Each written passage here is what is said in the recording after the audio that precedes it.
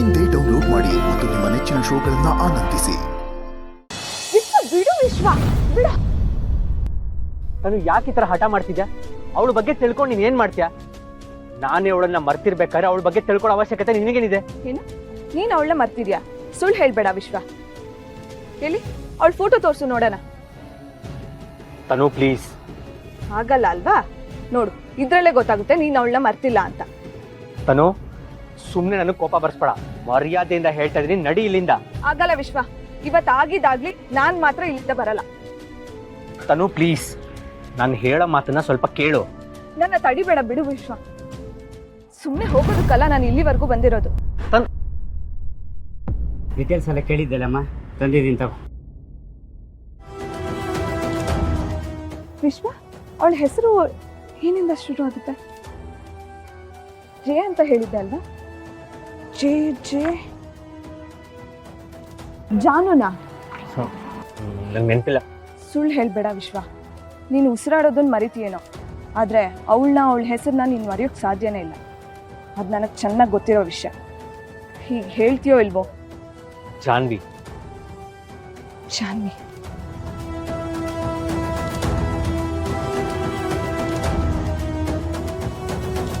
ಜಾನ್ವಿ.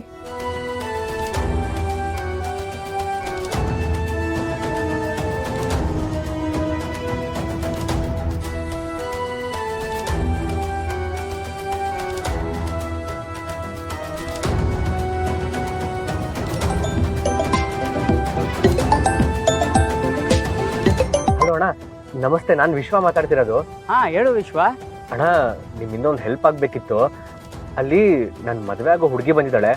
ಅವಳು ಏನೇ ಡೀಟೇಲ್ಸ್ ಕೇಳಿದ್ರು ಕೊಡೋದಕ್ಕೆ ಹೋಗ್ಬೇಡಿ. ಅಯ್ಯೋ, ನಾನು ಈಗಾಗಲೇ ಫೈಲ್ ತಗೊಂಡು ಅವಳ ಹತ್ರನೇ ಹೋಗ್ತಾ ಇದ್ದೀನಲ್ಲಪ್ಪ. ಈಗ ಹೇಳಿದ್ರೆ ನಾನೇನ್ ಮಾಡೋಕ್ಕಾಗತ್ತೆ? ಅಣ್ಣ ಪ್ಲೀಸ್ ಅಣ್ಣ, ಏನಾದರೂ ಮಾಡಿ. ಅವಳಿಗೆ ಯಾವುದೇ ಕಾರಣಕ್ಕೂ ಜಾನು ಫೋಟೋ ಮಾತ್ರ ಸಿಗಬಾರ್ದು. ಯಾಕಪ್ಪ ಈಗೆಲ್ಲ ಹೇಳ್ತಾ ಇದೀಯಾ?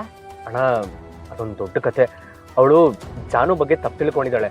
ಅದಕ್ಕೆ ಅವಳ ಬಗ್ಗೆ ತಿಳ್ಕೋಬೇಕು ಅಂತ ಅಲ್ಲಿವರೆಗೂ ಬಂದಿದ್ದಾಳೆ. ದಯವಿಟ್ಟು ಅಣ್ಣ, ಈಗ ನೀವೇ ಏನಾದರೂ ಮಾಡಬೇಕು. ಸರಿನಪ್ಪ, ಏನೋ ಮಾಡ್ತೀನಿ ಬಿಡು.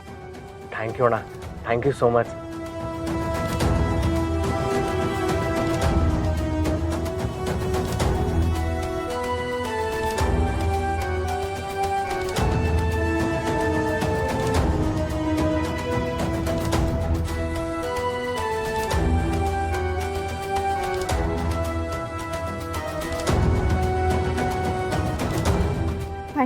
Thank you so much sir. ಹೊರಡೋಣ ಬಾರು. Ramana, thank you so much ಅಣ್ಣ. Thank you. ಆಯ್ತು.